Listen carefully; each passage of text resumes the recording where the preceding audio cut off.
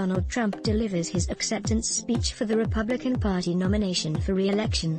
Photo by Brendan Smialowski, AFP, so that was terrifying. With the COVID-19 death toll at 180,000 and counting, California ravaged by wildfires, Texas and Louisiana besieged by Hurricane Laura, and Kenosha, Wisconsin, reeling after a teenage pro-police vigilante apparently murdered 2 of the many people protesting police violence there Tuesday night, Donald Trump took to the South Lawn of the White House, illegally, since sitting presidents aren't supposed to stage political events there, to blame it all on Joe Biden and the Democrats. How does that work, exactly? The man who promised us at the 2016 convention that I alone can fix it, though there wasn't much to fix, but a lot to break, stood before us as a pitiful, hapless tyrant. Trump takes no responsibility at all for COVID-19, or for any of the country's many crises, meaning he's confessing he lacks any power to fix them. The most powerful man in the world, in other words, has declared himself essentially impotent. He has not fixed anything. But he has broken so much. Trump is also the man who promised us, at his poorly attended inauguration in 2017, that he would end American carnage. Instead, he has presided over 4 years of it, but he and his party spent 4 nights trying to pin the blame on Democrats, even though the GOP controls the White House, the Senate, the courts, and most state legislatures. I realize I've gotten this far without quoting any of Trump's speech.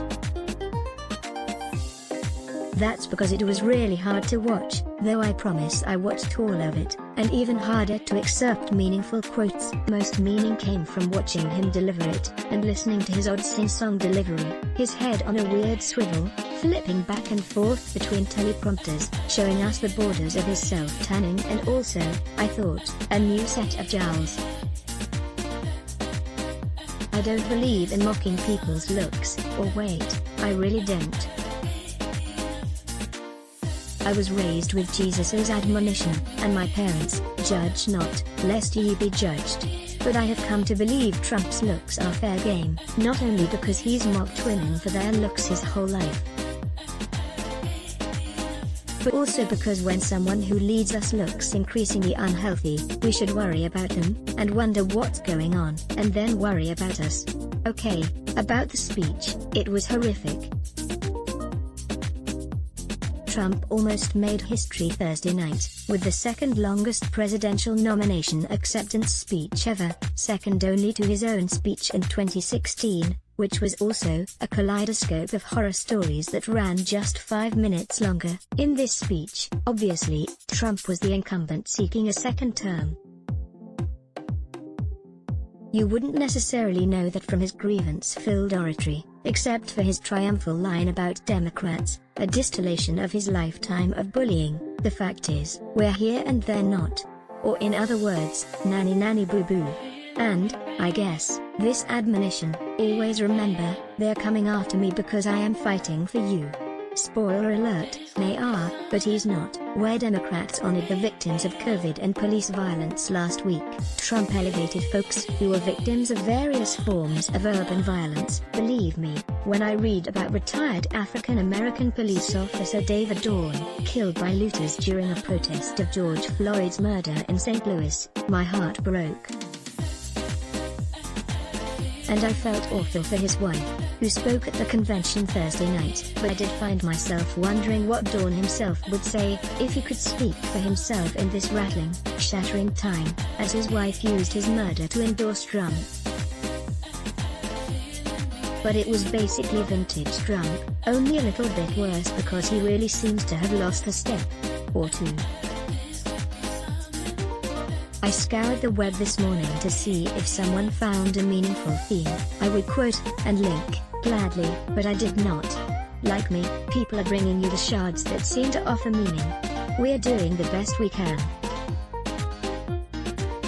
To me, This is the best distillation. Your vote will decide whether we protect law-abiding Americans, or whether we give free rein to violent anarchists, agitators and criminals who threaten our citizens. And this election will decide whether we will defend the American way of life, or whether we allow a radical movement to completely dismantle and destroy it. Oh yes, Joe Biden, that radical waiting in the wings to dismantle and destroy American normalcy. There were other speakers, but I can barely remember them this morning. That's how good a job they did. Ivanka created a picture of the fictional father, heroic, empathic, funny. She wishes she had. God bless her. Invertebrate Mitch McConnell, the Senate Majority Leader, shared this important point about Democrats. They want to tell you what kind of car you can drive, what sources of information are credible, and even how many hamburgers you can eat. Apparently, who knew?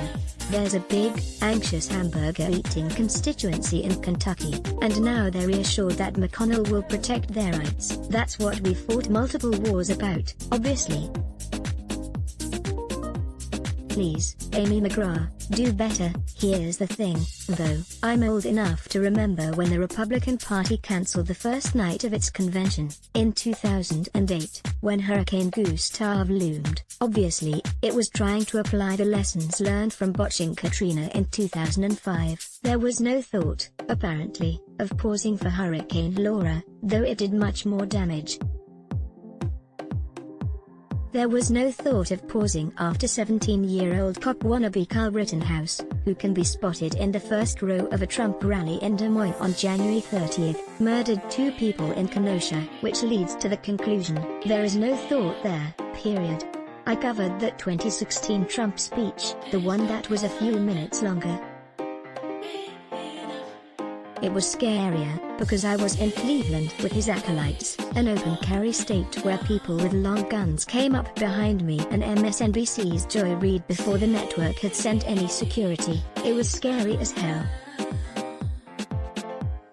I also ran into Roger Stone, peddling the notion that Democratic nominee Hillary Clinton's husband was a rapist, and spreading other scurrilous nonsense about Clinton herself.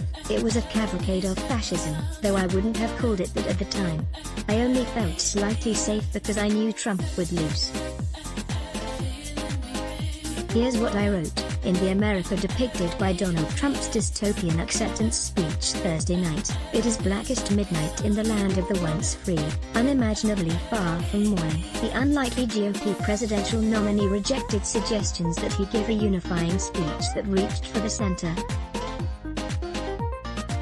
Instead, he described a country rocked by crime, riven by race, menaced by terrorists, and overrun by illegal immigrants. Trump out-Nixoned Richard Nixon, promising to be a law and order president just like our 37th.